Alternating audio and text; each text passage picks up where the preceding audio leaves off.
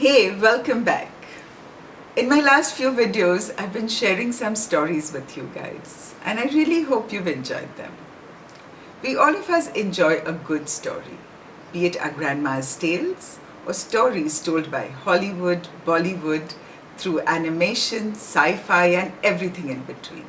Storytelling originated in prehistoric times, and people told stories in the way they could, through sign language, cave paintings, orally, and all this helped them to make sense of the world around them. We all too are pretty good storytellers.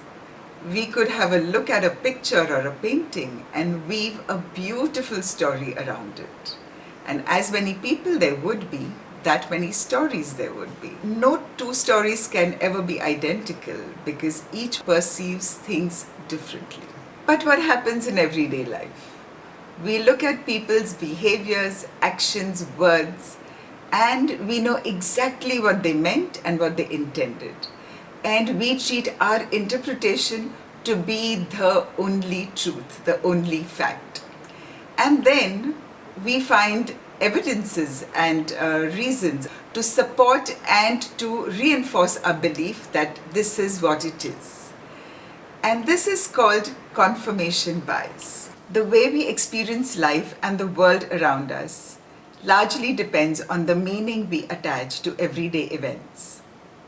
Some of you may have heard the story of the Three Stonecutters. It goes something like this. Once there were three people cutting stones. When the first one was asked what he was doing, he angrily replies, "Can't you see I'm cutting stones? Well, I'm living my curse." When the second one was asked, he sadly responds, "I am trying to earn a living for my family and I'm doing whatever it takes." And when the third one was asked, he enthusiastically beams, saying, "I am so happy and proud to be a part of this project. You know, I am cutting stones so that we could build a school for our children." There was absolutely no difference between what the three of them were doing, but there was a vast difference in the outcome they were experiencing. Right from anger to sadness to pride. That experience depended only on the story they were telling themselves. Let us see how this applies in our daily life. Say you're at work and your boss gives you some critical feedback. Now, either you can say that your boss doesn't like you, or he's always trying to pull you down, or she's already finding faults, or you could think, that seems like valuable advice. Maybe he really cares about me. She thinks I have potential. He definitely wants me to succeed. Similarly, you call a friend and she doesn't answer.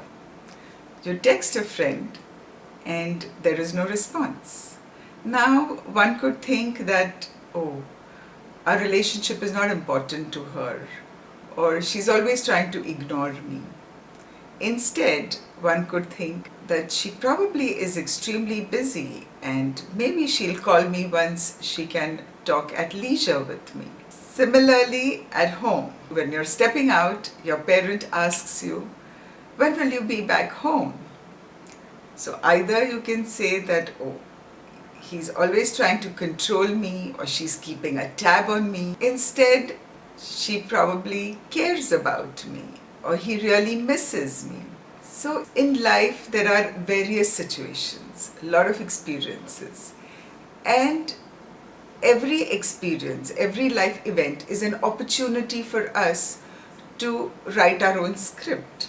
Because our response and our thoughts and our emotions and our feelings will greatly depend on that story we tell ourselves. It will help us and the people around us a great deal if we are aware that usually what we think to be the truth is often an interpretation, and we could choose to change the interpretation to be a more empowering one, more uplifting and more positive.